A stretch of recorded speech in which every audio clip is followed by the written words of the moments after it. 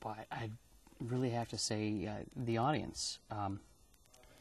I got started actually singing by kind of a fluke. I had an extra hour in the day in high school. I'd been in a bunch of orchestras, and I kind of decided to cut it down to one, and I had a choice between weightlifting or choir. And some friends said, you know, in choir, we need some guys, we need some basses to sing low notes. And I said, well, I can sing low. And that didn't last very long, singing low. And I really fell in love with singing, really enjoyed it. So I planned on, after that, going to Michigan State and being a choir director. I had a great choir or orchestra teacher and loved singing, make the both of them work.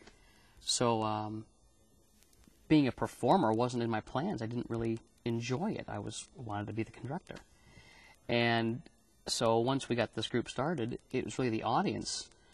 Enjoying what we do is what makes me enjoy singing. Kind of a circular little loop.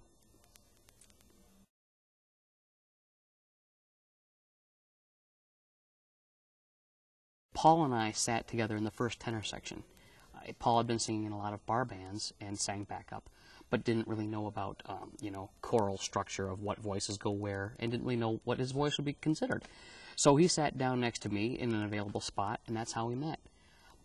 A while later, another 4-part harmony group came through, and we saw, hey, that's pretty cool. And Paul said, hey, do you want to try doing that?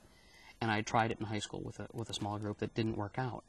And said, yeah, sure, why not? Let's give it a try. And so we knew we needed a really outgoing front man, someone who just really engaged the audience. So we grabbed Chuck. And then we realized, well, we got Paul's tall, Chuck's tall, I'm short. If we get one more big guy, we're going to have something really funny to look at least. Because we were only supposed to do this for one song in a concert in Grayling as a filler group. So we looked for the next tall guy, and we asked someone else besides Mark Stiles. And this guy said no, he didn't think it'd be any fun at all, too cool for that. So we asked Mark, because he was the next tallest guy. And so that's how we ended up with the 4 of us, and that's been the 4 of us ever since. Just, you know, by fluke chance that everyone had been in the choir. If Paul would have known what voice type he was, he would never have sat next to me. So, I mean, you can go through our whole history, and there are so many things. It's like, you know, divine intervention, fate, whatever you want to call it. That's how we exist, and that's how we operate. Always looking for, you know, some kind of indicator of, you know, whether it's a case of deja vu, that, hey, this was the right thing to be, right time to be, right place to be. You just never know.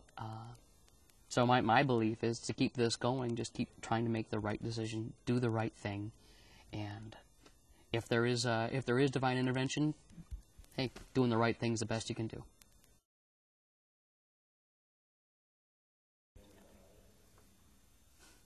Insanity. You have to be crazy. You know, this is reminding me like of a MASH interview. You have to be a little nuts to do this for a living. There's a lot of enjoyment to the job. Really, from the performing side, that is just it's a rush unlike any other, and it's a great thing about it is it's a healthy rush. There's no downside to that, you know. Being in front of people and making people happy is a great thing, and that's what I believe keeps everything together, because the world of ours around performing is totally nuts. With the other jobs we manage.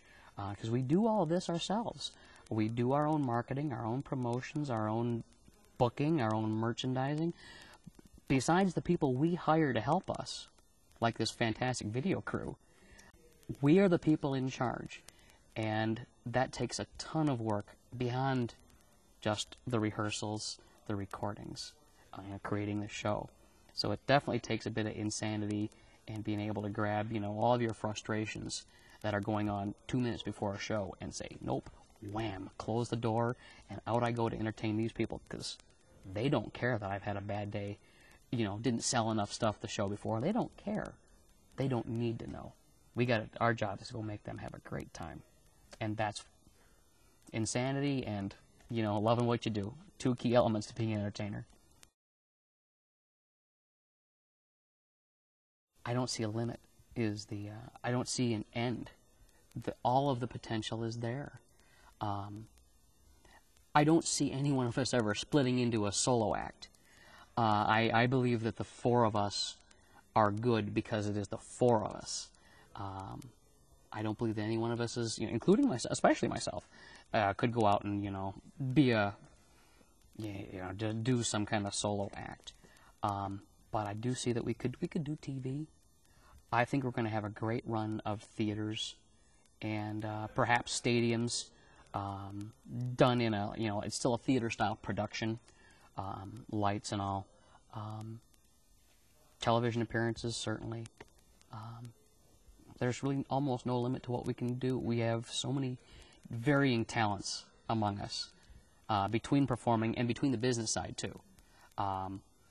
This group could go on and become producers for other groups in the future, 20 years from now.